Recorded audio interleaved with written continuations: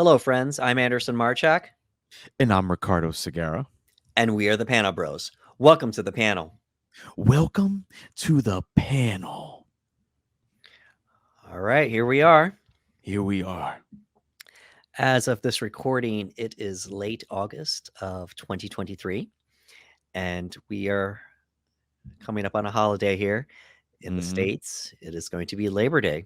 So, Ricardo and I got to talking, and we said maybe we should do something to kind of go along with the holiday and, Yeah. the summer coming to an end. And it was a pretty swift decision as far as what movie we were going to discuss today. So let's get to it here.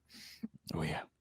It was directed by Steven Spielberg, and it was released on June 20th of 1975. This is an all-time classic, a movie that many people consider to be one of the best movies ever made. Today, we are talking about Jaws. Jaws. Man, listen. Hmm.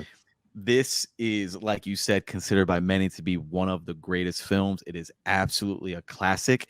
And at its core, it is horrifying. This movie rattled me beyond belief as a kid. I have been scared of the ocean ever since. I do not I do not like the ocean. I used to have dreams of just hearing the theme song in the ocean, and I blame this movie. So well executed. So when we were talking and we're like, we're getting to do Jaws, I was like, oh, I'm gonna watch it during the daytime so I don't get scared. But we were gonna do it, and I was excited.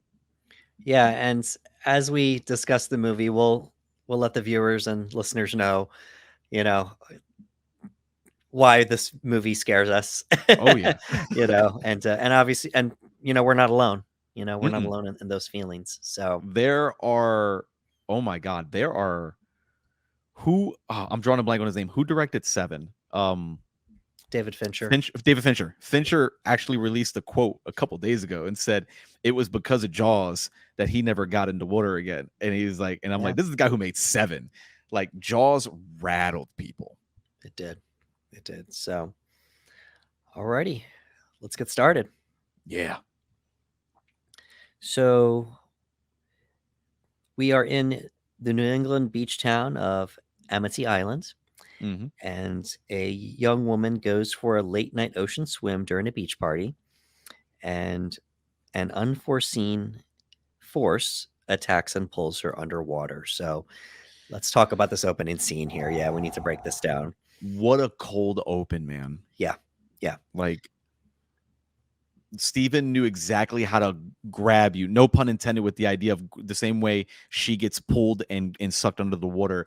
Like we as an audience are pulled in because it opens right away. There's no build. There's no, like the suspense is immediately on you. They're at a party. They're having a good time. And something so innocent like, hey, let's go in the water. And all of a sudden it is just this horrifying moonlit experience where you slowly start seeing her be nudged under the water and she starts to scream and panic. And I remember the first time I saw this, you don't need to see anything else, but you know what's happening. And it's a less is more approach. We didn't see the shark, we didn't see the dorsal fin. All we saw was this poor lady being dragged under the water, screaming in complete terror as the people are partying on the beach, just unaware of what's happening. And it that alone makes it so scary. yes. I of note here. So it's just a bunch of kids partying, basically. Mm-hmm. And she has the idea, let's go skinny dipping. Yep. I'm That's the assumption. Mm-hmm. So, and then the guy is like, all right, sure, let's go, and he's out of it too. Yep. And she's already in the water, so she's already there swimming. um so let's look at it from her perspective. The assumption is she's not wearing any clothes, so she's Mm-hmm. already in a vulnerable position.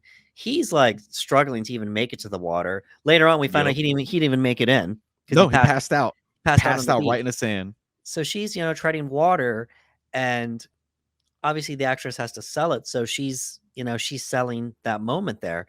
And you hear the theme song, you hear Oh this, God. you hear the music. And what's bad is once you start seeing her swirl around, in the water, and they do whatever they had to do to get that shot, the actress is screaming like at the top of her lungs, like she's really drowning and she's really Yeah. getting pulled under, and we don't even see anything. All we see is her No. getting pulled under, and obviously coming into the movie, we know what it is, but Yes. it just like you said, it's just so scary. It's in the night, in the middle of the night, and and once she goes under, she doesn't come back up again, and then the camera pans and you see this guy passed out, on the beach, and that's it. So, to your point, yes, Spielberg he brings us in this opening scene. Yeah, I would argue that it's probably one of the most iconic openings when it comes to movies. Again, you don't need to see more than is presented to us, and our mind does the rest. And she did a magnificent job, man, because her screams were chilling, and it was just there's screams and then there's silence. There's absolutely nothing, and the fear of being so close to people and to those around you, and yet no one can hear you scream is a terrifying thing to imagine. Yeah. So I had to look it up here. The actress's name is Susan Backlini, Hmm. and apparently Spielberg wasn't liking the takes that they were Hmm. doing. So there is a diver underneath the water that is pulling her under to do it. Yep. And he told the diver, "Don't tell her when you're going to do it.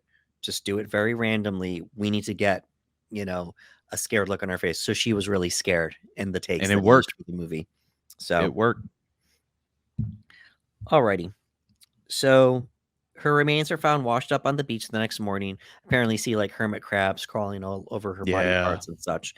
And there is an overdramatic police next to Very. the he's on his knees, and I think he's rubbing his forehead, and he's Hmm. almost like looking to the heavens like, why is this Yeah. happening? I don't know if you caught that. Yeah. So apparently the town has never seen something like this, which is why we had that moment there. Hmm. The medical examiner concludes it was a shark attack, and the newly hired police chief, Martin Brody, um, he closes the beaches. However, Mayor Larry Vaughn persuades him to reconsider, fearing the town's summer economy will suffer. The coroner, under pressure, now concurs with the mayor's theory that it was a boating accident. A So, boat accident. so this was the first time we're getting a hint, just a trickle of what type of Mayor Vaughn is. Yep. Somebody died. We don't see the rest of the body, but it could be a shark attack. It could not be. More than likely, it is. We only see like a body part here, but Yeah. It's this thing is shattered to pieces. and he's thinking about, oh no, we're going to lose the economy for the city, and so we're getting a little hint here. Brody accepts their conclusion until a young boy, Alex, is killed at a crowded beach. So, Oh my god. so The, Spielberg follows up the opening shark attack with another scene here. hmm. Now he's doing it in broad daylight. Yep. And in a way, it's a little scarier because it isn't broad Yeah. daylight, because you could see everyone's reactions and you could Yep. see the terror on their faces. Um, you see the boy out there, a child, Yeah. and all of a sudden you just see the blood just start to come up from underneath the water. Um, and Brody's there, and this iconic shot just right on his face, and it hits him. It's like, oh no, it was a shark, and the shark is back, you know? Yeah, it's that iconic zoom shot that Mm, everyone knows. Anytime there's advertisement for Jaws, you get that shot of him sitting on the beach with that zoom, and you can feel that panic hit. And it's a horrifying scene because, like you said, it's done in the daytime. And I remember watching Jaws for the first time as a kid. And a lot of movies, you always thought like the boogeyman only comes at night. The scary things only happen at night. You had a rough night, you couldn't wait for the sun to come up because you just felt naturally safer. And Steven Spielberg took that he took that. He took a place of fun and energy. The sun is bright. Everyone's laughing, having a great time. You have this little boy who's like, "Hey, mom, can I just go into the water?" And she's kind of like, "I don't know." And he's like, "Please." She's like, "Okay." And he took all that joy away from us. And like you said, you just see the blood coming out of the water. Again, you don't see anything other than that. You just see right, the water splashing, and you see blood, and you see this kid go under the water, and it's horrifying. And again, it was a child. Like right. it's rare. Like we may see it a little bit in more films now, like in 2023, even over the last few years, we'll see like in movies like A Quiet Place where we'll lose a child. But to see something for me at that age when I was growing up as a kid, seeing Jaws for the first time, seeing that someone like me, a kid, could suffer a horrifying fate like that, it terrified me, absolutely terrified me. And the music hits and the panic hits, and like you said, it's that realization that he knows right then and there, no, it absolutely is a shark, and we got to do something about it. Yeah, and shout out to Roy Schneider. The look on his face, just Sells it. it would not be the last time he uses, you know, Mm-hmm. an iconic look on his face. We get to see them several times Oh throughout yeah. the movie. Very emotive actor. Um, so they're having like a town hall meeting, and apparently a bounty is placed on the shark, causing an amateur shark hunting frenzy. Um, I did put this down here. So the mayor again, oh, we're gonna reopen after 24 hours because I. we can't be closed for long. So Mm, this is like a second instance now where the mm-hmm. mayor is showing just no concern for the safety of the people. Very little regard for the people in response to financial. Yeah. So introduce Quint, played by Robert Shaw. Oh, so Um, good. he is, yeah, great character. He is eccentric and a local shark hunter, and he's offering his services for $10,000. So, Mm-hmm. and this is $10,000 in 1975. So, Oh yeah. you know, so decent amount of money. I don't have a calculator in front of me to what it would mean today, but um, and then we get introduced to oceanographer Matt Hooper, played by Richard Yeah. Dreyfuss, and he examines the girl's remains. So he takes a look at it, and he just, you know, without second guessing, it's like it was a shark. It was a big Yeah. shark, you know. And he's not happy because he's like, you guys tried to pass this off as a boat. He's like, this is a shark. Like, we've got to do something about it. And I like his energy right away. He's like, Oh no, no, yeah, no. This is a shark. Like, what are you guys doing? Like, this is dangerous. Like, I love the energy he brought to that scene. yeah. Dreyfuss just goes for it, introducing his character to everybody. He's yelling at the mayor. He's yelling Mm-hmm. at Brody. He's yelling at everybody, and then the mayor's like, "Shh, no one can hear that." You know what I'm Yeah. saying? Like, you know, it was a boating accident. You know. Um, we shift to the next scene here, and Spielberg baits us. A local fisherman catch a tiger shark, and the mayor says, "Up, the beach is safe now. Yep. We We got got it. the shark." We got it. And even if this is your first time seeing the movie, you know darn well they did not get the shark. No, it's too early. You know, It's too early. you know they didn't get the one that was they were looking for. Mm-hmm. And if you still didn't think that they got it, you have to look at Dreyfuss's character because he's just like, nope. Nope. You know, He's using the science, and he's measuring the size of the bite line and the jaw, and you could see him right away. Like, everybody's celebrating, taking photos, and without really saying a word, he's like, okay. And you see him doing his work, like he's checking the bite size and everything else, and you can read it on his face. He's like, it doesn't match. right. This, you guys called a shark, but this is not the shark. Like, you could see it. Exactly. So, Alex Kintner's mom, uh, Oh. Kintner's mom, she confronts Brody. She slaps him in the face, Yeah. and she blames him for her son's death, rightfully so, because Yeah. she gets to find out about the young girl, the young woman, I should say, that died. And Hooper sneaks in with Brody's help to dissect the tiger shark. And if you remember, Mayor Vaughn said, "We don't need you cutting that shark open right now because what if the boy spills out of the shark?" Yeah. False. You know, very, very, very disingenuous because he knows it's not the shark. Yeah. So he's given an excuse like, "Don't cut the shark open," you know, because we don't want to see the boy spilling out. Meanwhile, it's like, no, they're going to find out that that's not the real shark, and then That's not the real shark. we have a mess Yep. on our hands. So I think they cut the shark open, and it's confirmed that no human remains inside the stomach, and it pretty much confirms Hooper's theory that a larger shark killed the victims. Mm-hmm. So we fast forward here to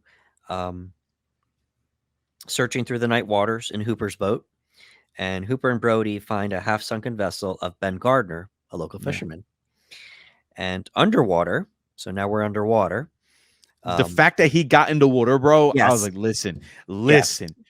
the whole movie up to this point, we've already been like, we need to get out of the water. But Dreyfus's character, as the as the scientist, like, I gotta get in there, and I'm like, I'm freaking out now watching it again. Like, why are you getting in the water? Right. Don't get in the water. And he's like, I gotta get in the water, and I'm like, oh god, I was so tense. And I've seen this movie numerous times, but it's just the idea of being in the water, knowing that there is a very big shark out there. It's still so eerie to me. It hits you. So you hear the music swelling, dun it, dun it, just Mm-hmm. that iconic theme song. And underwater, Hooper removes a large shark tooth from the boat's hull, but accidentally drops it after discovering Gardner's severed head. You see the head out of huge jump scare. Big And, jump scare. Got me still. I don't know how they get that sound, but you heard Dreyfus scream under the water. Under the water. They got the sound bite. And It's and a the it's a music's scary playing. visual, man. It's a Yeah. very scary visual because like you get just like this head floating in the water. There's an eye missing, and his scream under the water. And I would like I've seen this movie numerous times, and that jump scare still gets me because the sound design is on point, the score is on point, and then the visual with Dreyfus' acting, all that collaborated Right. together. And I was like, dude, get out. And you have a pit in your stomach thinking, "Oh no, is the shark going to get him now?" Yes, right. Like, is he around? Is he close? You know what I mean? So Brody and Hooper go to Mayor Vaughn, to tell him about the situation. Vaughn dismisses their assumptions that it's a huge great white shark, a great white. It's the first time we hear it named. And he still refuses to close the beaches, only increase safety precautions. So now this is a third instance that I took. And it's been many instances, but a third major instance here. So at this point, let's go. It's time to go in on Mayor Vaughn. Yeah, please. Is it safe to say that Mayor Vaughn is the worst mayor ever? He is minus the shark, who people would argue the shark is not a villain. The shark is doing what a shark does. Because even Hooper says it in the movie. He goes, listen, a shark is built to do three things. It's gonna eat, swim, and make more baby sharks. That's it. Like those are its main objectives. Vaughn is almost like the big villain of the movie because he is a horrible mayor. You have people dying under his watch, and he is deliberately looking past the information that's being brought to him in order to keep the beaches open for economical reasons. Because he's like, well, if we close this beach down, they'll just go to this other beach. And then these people, he's not worried about the lives of the individuals of his beach, which is kind of crazy because it's like, hey man, the more people that die under your watch, people are always going to remember it was under Mayor Vaughn. Like Mayor Vaughn had over 3, 4, 5 people die in shark attacks over a week span while refusing to close. This is not going to look good for you in election season, my man. But he is absolutely the worst. And even in this point, he made me so angry because they're explaining we're in a situation right now where the shark has kind of made this area its spot. And the more we keep putting people in the water, the more we're feeding it. It's not going to leave. And they're arguing. And all Vaughn goes, do you have the tooth? And he's like, I dropped it. And he goes, so you don't have a tooth? And he's just coming up with any reason just that downplay and ignore it. Well, we're not going to close it. Here's what we're going to do. Add more security. And I'm like, someone put Vaughn in the water. Please just put Vaughn in the water because he's killing innocent people. He is absolutely despicable of a human being. And I feel bad for everybody because they're just following along. Well, everything's okay. He's more mad about people spray painting dorsal fins on billboards than he is about people actually dying in the water. He is a awful human being. So it is now 4th of July weekend, 4th of July, and tourists are packing the beaches, and the shark enters a nearby lagoon, and he ends up killing a boater. So we're going to unpack this scene here. So 2 things happened here. We did see a fin at first. Yes. And everyone starts losing it. They're screaming shark. They're running at the water. And then, I guess, Coast Guard. I don't know who those people are, Yeah, dude. They had everybody in there. We have guns. And guns all loaded at the water, man. Exactly. And you see 2 kids jump up. And it's like, he made me do it. It was such a funny scene because the first time I watch it, I'm thinking it's the shark. I'm like, oh god, it's the Of shark, and course. everybody's running out of the water, and the panic ensues, and I'm like, oh my god, something bad's gonna happen. And then these kids come up, and you're like, what? And he's like, he made me do it. And this was such a good scene because Steven made us put our guard down for a second. Right. Our guard was let down. I was like, oh, it's dumb kids playing a joke. And all of a sudden there was something really happening very close Right. by. And then you hear a woman scream shark at the Yep. top of her lungs. And then they're like, no, people are like, no, no, no, it was a bunch of kids. No, she's pointing. And Mm-hmm. then we see the shark, go after the boater on the other side here. Um, Terrifying shot. You One of the see, scary shots in the you movie. see you see blood in the water. You see the shark under the water and you see Mm-hmm. it come up to get the guy Yep. and pull him under, and it looks so real. It's so good. It looks real. It's another testament to what happens when you have practical effects. Like, this is a giant animatronic thing, man, under the water. Right. And what was scary is that we had seen throughout the rest of the movie its interactions with people, and we saw the leftovers of a capsized boat, and we knew that the shark was knocking. This was the first time we saw a shark knock the boat.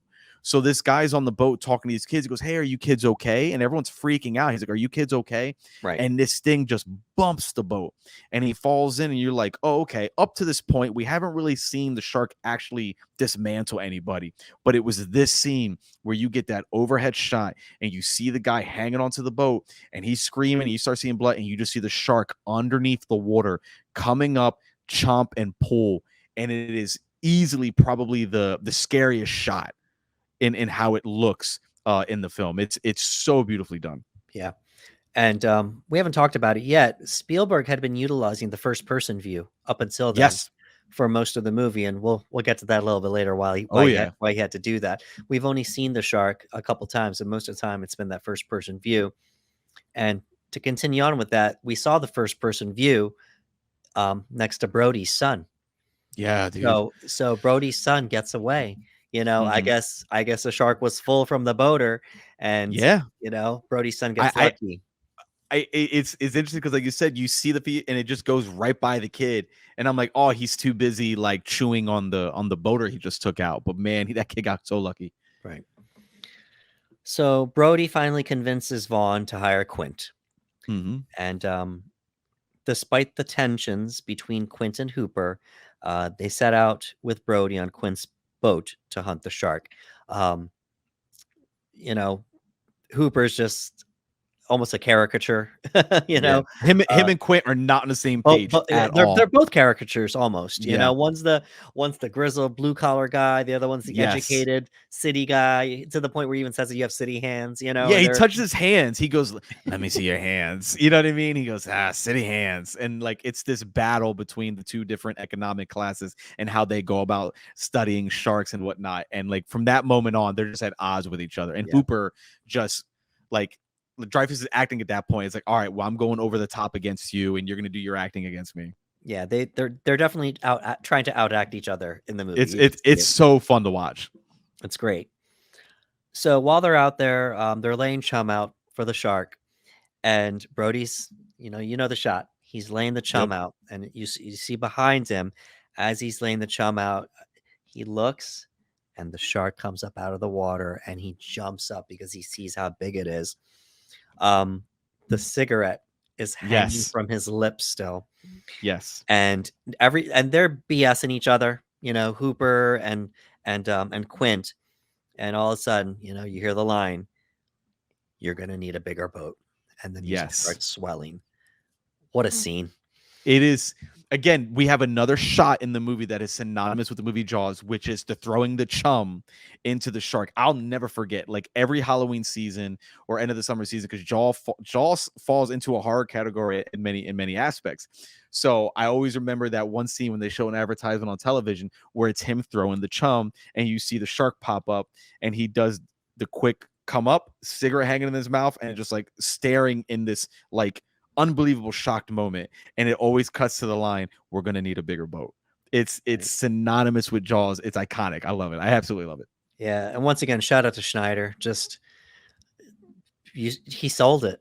Yeah. He was terrified, and Didn't yell, didn't scream, oh, saw it, and it was that real reaction that I felt like he was so stunned, not even a sound could escape right, his mouth. right.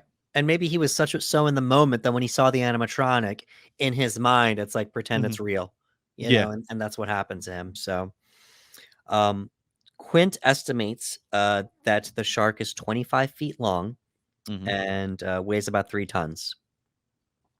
They end up harpooning it um, with a line to attach to a flotation barrel so they could track it, Mhm. essentially. Uh, but the shark is so strong, it pulls the barrel underwater and Yeah. disappears. So it is now nightfall. Quint and Hooper, they're drunk and they're exchanging Yes. stories about their body scars. And, you know, Quint reveals he survived um, the attack on the USS Indianapolis and for one of his scars. And the shark returns, ramming the boat's hull and disabling the power. Yep. And the men are working through the night repairing the engine.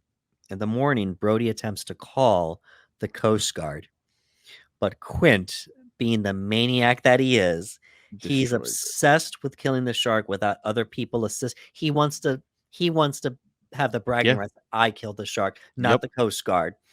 And he smashes the radio. I And would have lost my mind. Brody's like yelling at him, Yeah, dude. you know. And this is it's such an odd moment for me because Quint's going off. He's smashing everything. He's like, "No, I'm gonna get this shark. These people won't get involved."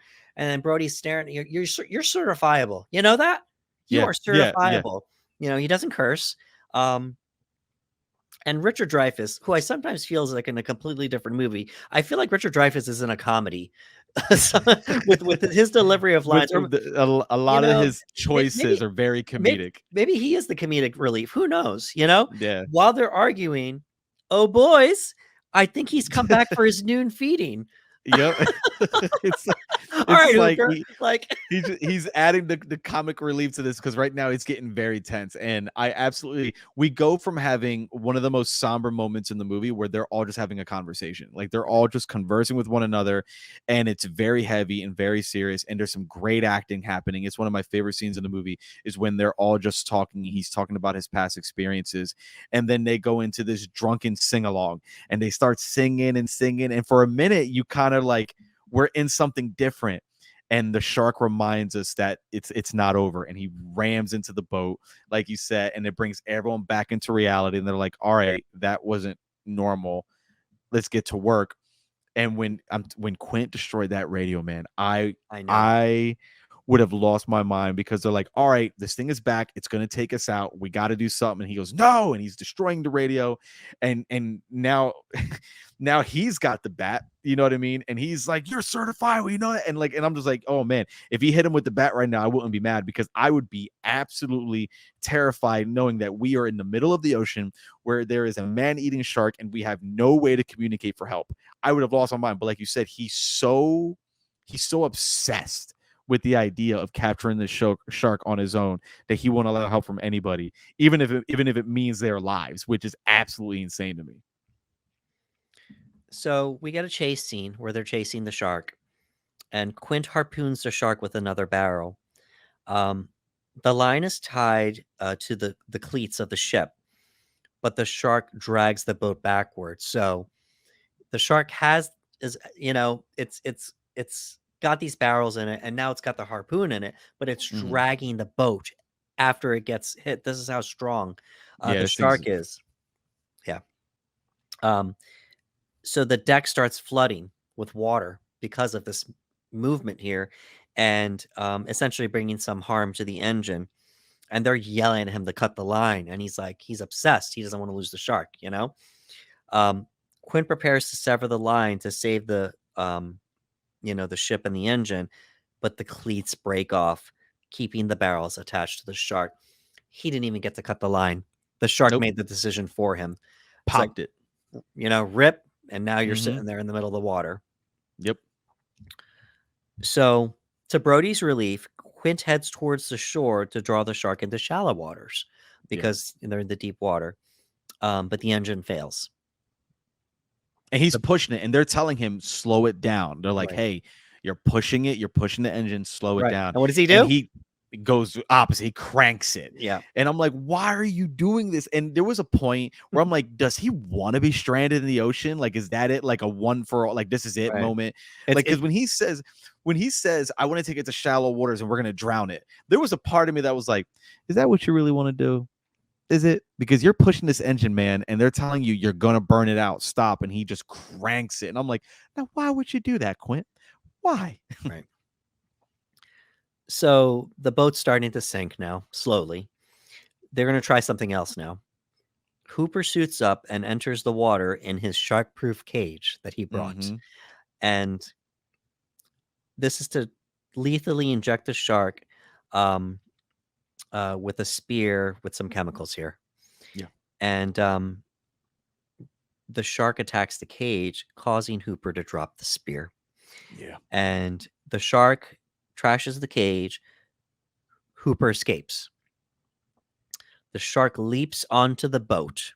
Good And then we get Lord. another infamous scene. The boat is now on an angle, Mm-hmm. and the ship is sinking at the same time. Brody's all the way up. Quint loses his grip and he starts sliding down. And he slides slowly down right into the mouth of the open shark. And the shark chomps away and eats him alive. It is a horrifying shot because he's trying, like Brody's trying to hang on to him, and you see them losing grip, and Quint is trying to hang on to anything, and then you see objects crush his hand, and like everything's working against this guy. And as he slowly falls down, he's able to use his feet to kind of push off the shark, and he's kicking for dear life. Right. Like he's kicking and he's screaming. And it's that's what freaked me out the most, was that like it wasn't an instant like in kill done. Right. Like he has that adrenaline, that fear that he's fighting for his life. And you have the shark who's just going back and forth and chomping and chomping and chomping. And as he's kicking, his legs go in and you hear the chomp, like Yes. you hear it, like the jaws come down and you hear like this crunch sound, and Quint lets out this scream, man, and you know that that's it. And he's got like a machete, like Yeah, he's a stabbing at blade, it. Right. and he's stabbing at it and he's stabbing at it, and he's screaming, and then it chews down even more. There's another clamp, and when that happens, Quint spits out blood and he goes limp and lifeless, and he's just dragged into the water. Right. And it gave me nightmares for 20 years. Oh, yes. Just a horrifying scene. Terrible scene. So now Brody's the only one left on the boat. He finds a way to shove a scuba tank into the shark's mouth. Mm-hmm. And he climbs onto the crow's nest, which is, the last part of the ship that's, in the water. And he starts shooting at the shark, but, trying to shoot the tank. So he has the idea, maybe if I shoot the tank, it'll explode, and maybe we can get because clearly we can't get the shark from the outside. So let's try to get him from the inside. And once again, yet another iconic scene here. It's just shooting, shooting, shooting. And then he says the infamous line, "Smile, you son of a bee." And he shoots. Bam. Shark explodes. Yep. Kills the shark. Hooper resurfaces, and at this time we didn't know he lived. Bro, I thought he was dead when I was a kid. Yeah. I was like, oh, they killed Hooper. I was mad because like, he was the funny one. And they showed the cage all smashed up. So it's like, well, maybe the shark got in there. It's like, no, he escaped. He resurfaces, and he and Brody, they paddle back to Amity Island. And it's a fun scene. They're making jokes and stuff like that, clinging to the remaining barrels. And that is our movie. he goes, I'm not really a big fan of the water, along those lines. He goes, I can't imagine why. Like it ends on this humorous take, because like the quote unquote evil has been defeated, and they paddle off. And I'm like, I would still have been petrified, but those final scenes are so great. because he takes out Quint and he comes back for Brody. And at this point, you're like, all right, this isn't about being hungry anymore. He is a man eater. Like Right. he's going for Brody, and he busts in, and Brody puts the tank in. And like you said, we get that really iconic scene, "Smile, you son of a bee," pow, and it blows up. And you're just like cheering and wooing and whatnot. And seeing Hooper come back was great because, like you, when I first saw it, I thought he was a goner. I was like, he got in the cage, he's gone. They just didn't show it because now the shark is going through them very quickly. I was very happy to see them both survive. It's unfortunate for Quint, but man, Jaws, what a ride. Yeah. So my initial thoughts upon this rewatch here is just, even though the shark is defeated, Mhm. you still leave the movie with a pit in your stomach Oh of yeah, the imagery that you saw during the movie of the victims, of the first person views, of the score. The score is the scariest part of the movie, in my opinion. absolutely. Um, and good on Spielberg. He ends it on a lighthearted note, obviously. He does. Hooper lives, and um, Brody says the iconic line before he shoots the scuba tank, but it's like, okay, they won, but did they win really? Yeah. So, everything that they went through there. I had to look this up here, and we're gonna get back to more things about the movie in a second. But so the movie was released in 1975, and it was made for $9 million That's crazy. in 1975. So obviously inflation will pump that up a little bit, but Yes, yes. still, though, the fact that he was able to make this movie for 9 million. The initial Mhm. release in 1975, I have it listed at 260 million for that first year, which is awesome. Jaws made more money through re-releases, but Mhm. also through home Yeah. videos, because people buy this movie and people rent this movie, so it keeps generating revenue, mostly from the purchases. It The most recent number has it listed at $476.5 million, Wow. not adjusted for inflation, based off of $9 million. That's So yeah, so about 260 from its initial run. It made another 200 million since it was first released, which is wild, you know. many consider this the first ever summer blockbuster. They're like, this is the first official summer blockbuster with how well it did at the time with Steven Spielberg and everything else. So kudos that this thing made that much bank, to be honest with you. Yeah, people couldn't wait to get it on home video for those initial releases, and then just the legends just grew as, Hmm. as the years started passing, as more Jaws movies started coming out, more water movies, started Hmm. coming out, more shark movies and such. Um, to this day, there is a controversial point as far as the MPAA rating for the The movie. rating, isn't it PG? It is PG. So, by today's standards, this movie isn't getting less than a PG-13 at all. No, no, You you know, can. there's well, here we go. So there's blood, Hmm. um there is violence, there is what do you call those? I forget the term, but um just a sense of fear, when you're watching Oh, okay, okay. disturbing Disturbing, imagery. disturbing imagery. Yeah, Yep. disturbing scenes, disturbing imagery. It starts adding up. I looked it up here. By today's standards, with the drug use and with all the blood and the terrifying scenes and such, there's a chance this might even be rated R by It today's might, standards. because like that final scene pushes it, man. Like the scene where Quint is taking out, like that alone, because the language is very minimal. Like Yeah, there's not a lot of profanity in the movie whatsoever.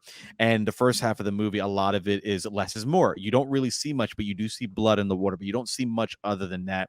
You do see limbs, you see legs in the water, you see some when they're analyzing the body parts and things like that, the head that was floating in the water.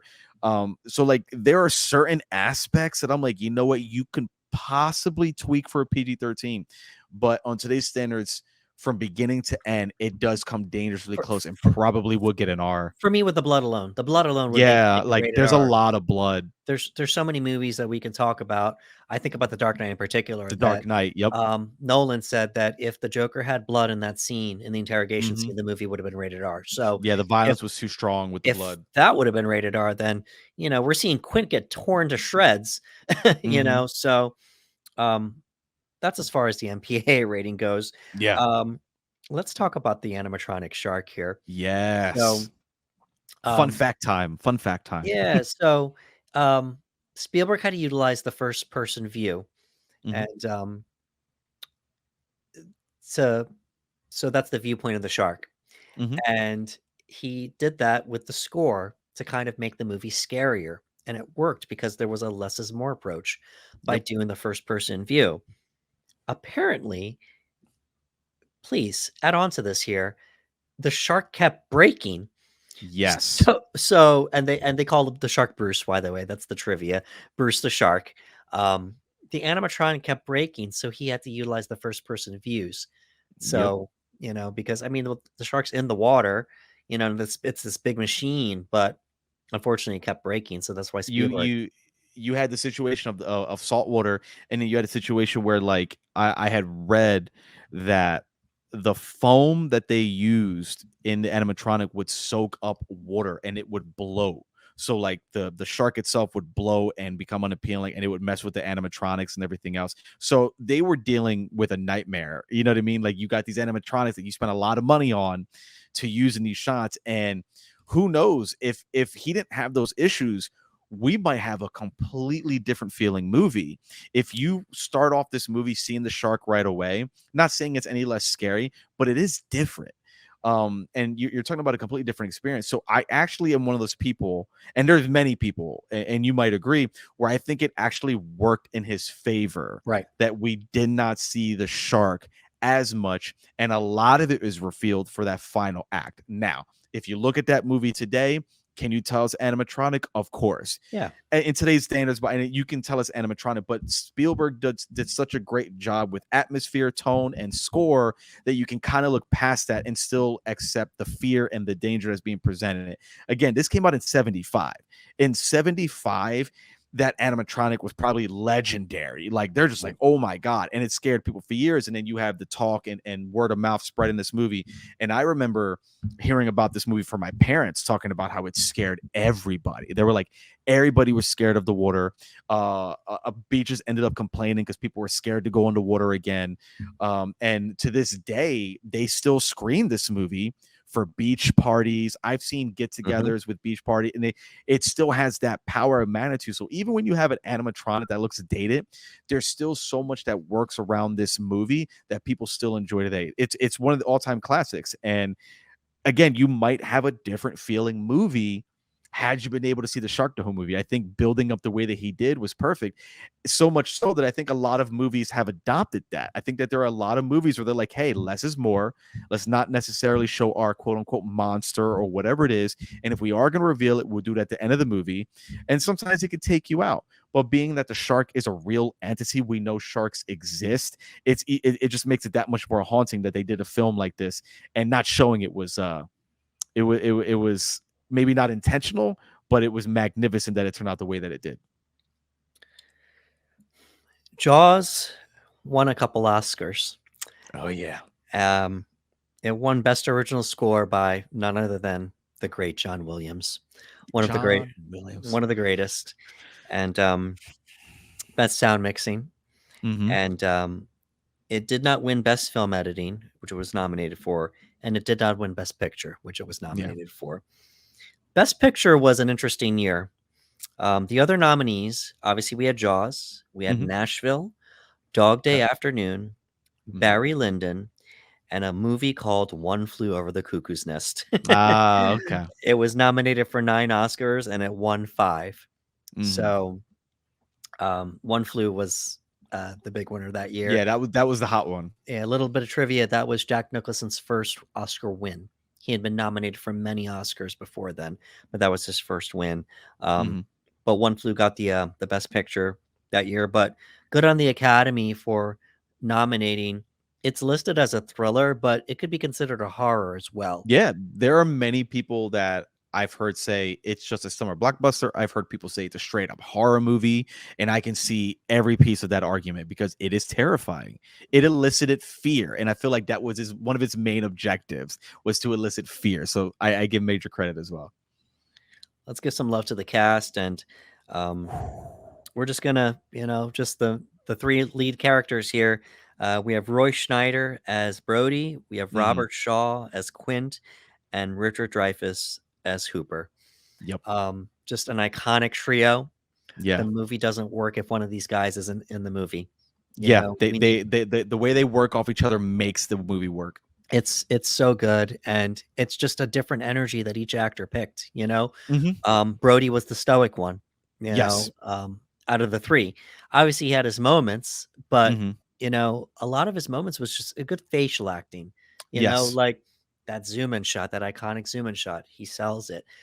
When he's throwing the chum and he gets up and you see that fear in his face, it's almost like at the very end when he says the line, "Smile, you son of a bee," and shoots him, and he celebrates. It's almost like, oh wow, this is the first time we see this guy happy. Yeah, and it's interesting because in those final moments, like he does share a smile with Hooper, and they're going away, and it's like it's the first time in the movie where we really see that. Like, there's a scene in the movie that I really enjoyed because, and it's he doesn't say a single word. It's the scene with his son at the dinner table, and Mhm. they're just like mimicking each other. And again, not a single word is uttered, and it's just all face acting, and you can feel it. And like Brody's dealing with so much stress and anxiety and everything that's happening, and in those moments he's like relieving it a bit, and he's interacting with his son, and they're playing, and he's like, all right, get out of here, you know what I mean? And it's a small moment, but it's not until the very end where we get this explosive Brody, and then we also see like a smile, like Hooper's alive, and a smile breaks, and they crack a joke, and it's like, wow, like you said, he's stoic the whole movie. And I think it works so well that you said, like, they are all doing such significantly different performances. Like, they each stand out, and that's what made their chemistry so great, is none of them are like the other. Like Brody stoic, you have Quint being this grizzled guy, just like, I know what I'm doing. And you got Hooper, who's being loud and over the top and ridiculous and making faces and this and that. Like, their interaction is what makes it work. It's like the opposites attract kind of a situation. Like, they're also vastly different, that it makes the scenes more interesting to see them act with one another. I Speaking of Quint, you kind of get the feeling that maybe this character was based on Captain Ahab of Moby Dick. I can see that. Just I can see obsessed, that. obsessed with the Yes. white whale. And he was obsessed. Shaw was just he was just amazing as Quint. He really was. He really is. What a great role. And then we touched on it already. Richard Dreyfuss as Hooper, Mhm. just Loved him as ridiculous. Hooper. He brought this different kind of energy, and it just worked. It Yeah. absolutely worked. You would think that He's the loudest person in the movie. Like, right. he is the loudest person in the movie. You would think that the oceanographer would be, serious. I'm smart. Yes. I have my intelligence, blah blah. He's like, no. He's like, no. You people are idiots. This is a Very shark. chaotic, a very chaotic energy. Are you crazy? What are you doing? Yeah. You're sending people in there. You're doing this, arguing with Quint all the time. I'm not doing this. You do that. Like, it's very, very, very funny. And he does kind of offer that comedic relief, which is interesting because Steven Spielberg does a really good job of balancing tones. Because when I think Steven Spielberg, I think of movies, like Jurassic Park, Indiana Jones, where there can be a balance of horror elements with fun and with adventure. And in this entire third act, with those three characters bouncing off of each other the way that they do, it almost feels like a buddy adventure film. Like, they're chasing this shark. It's an adventure. It's like, you do this, but they're bickering at the same time. And it just offers a fun perspective because 90% of this movie is just fear. And then in these moments, it's an adventure. The score picks up, they're chasing it, the boat's going this way, this and that. And it's a great interaction, but because of Hooper's like over the topness, it just adds that flavor. So we're gonna start winding things down here. We could talk about this movie for hours because it has left Literally. such a lasting impact. Um, as of this recording, it's 48 years old, Mhm. and because of this movie, people were scared to go back in the water. Yes. And I think that might have been the tagline, for the Yeah. movie. You will never go back in the water again, something like that. And to the point that some people are scared to go in the ocean because of Yup. what Jaws has done. And we could just put it out there. You and um, I wouldn't go as far as to say a phobia, but you and I Man, we're not really trying to get in there, but and not I'm just not a fan. it's not even a shark phobia, it's the ocean deep itself, Yes. so We're gonna educate you guys here. If you could look up thalassophobia, it's Oh called God, I'm not. thalassophobia. Um, just a warning here, some pretty disturbing shots here. It's about the ocean deep and about the unknown things that you can see in the ocean deep. And I would venture to say that Jaws kind of maybe started that by planting that idea in people's minds that you Mhm. don't know what's in the water, you know? Yeah. And I So and I understand that. And you're right. The tagline was "You'll never go in the water again." And they were wow. not kidding. They were not kidding. You nailed it. They were not kidding. And I remember being a kid and going to the beach and refusing to go past like waist level. I'm like, I can't go. No, I can't go any deeper than this. Like I was a small kid. I was like, nope, can't go any deeper than this because there's sharks in the water. Like it was that there was like I had friends that had boogie boards, and I was like, nope, I'm not going down there, guys, because there are sharks in the water.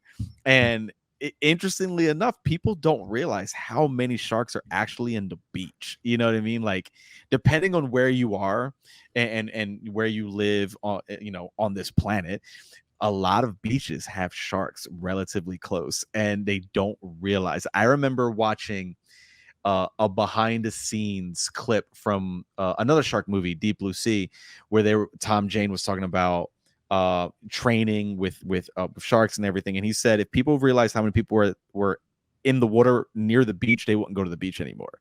He said that's how much it is, and it's always frightening. Like when we see a report in the summer, it was like, oh, there was a shark sighting by this beach that may be local to us, and we're just like, see, this is why.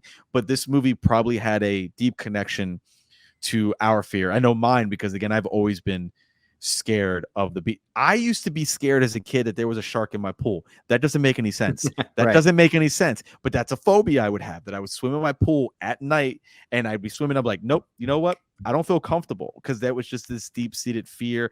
I remember having shark nightmares. I can't watch shark movies before I go to bed. I just can't do it because I'm going to dream about sharks coming after me.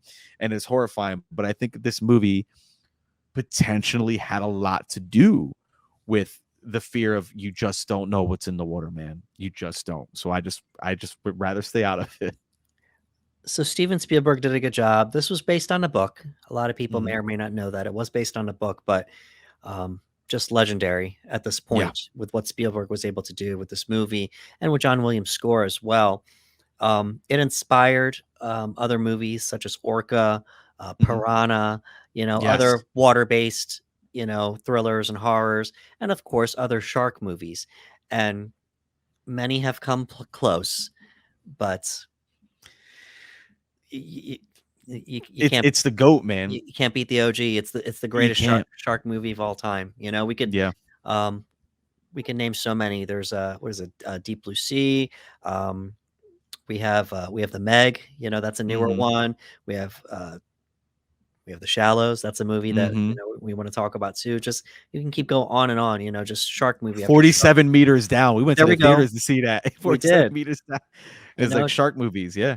shark movies just over and over and over again. And Sharknado. There we go. Sharknado. Never forget. Never forget. But not only is Jaws the OG, it is the greatest shark movie of all time. It's the It GOAT. is. It really is. So, um, any closing thoughts before we get out of here, Ricardo? Any closing thoughts? I think you nailed a lot of it. I think this movie ages so well for a lot of reasons. I think the execution when it comes to practical effects versus score versus casting, everything about this movie works in 1975, and it still works just as well in 2023. And not a lot of films can say that. I love watching a film that ages really well, a film that I know that I could watch today, tomorrow, a year from now, 2 years from now, and still feel the same. This is one of those movies that I feel gets passed down generation to generation as it should, and will always go down as one of those movies. It will be synonymous with the ideal shark movie, the ideal monster movie, if you will, because Yeah, again, it's a monster.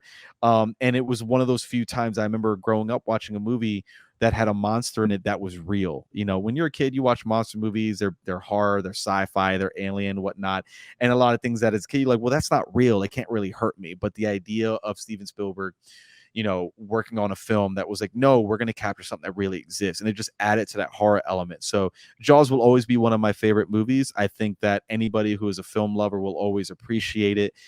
It's a must own, in my opinion. I own it. And I will always always look fondly at the times I watched it as a kid and look fondly as when I watched it as an adult. I watched it today to prepare for this movie, and I still walk away just like in awe of how well that movie is executed. And it will go down as the GOAT shark movie. And that's not even a hot take. That is a cold take, because I think many people agree. Alrighty, folks.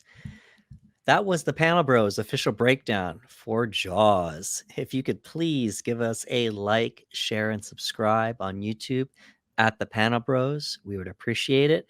As you know, the more subscribes we get, the further our reach.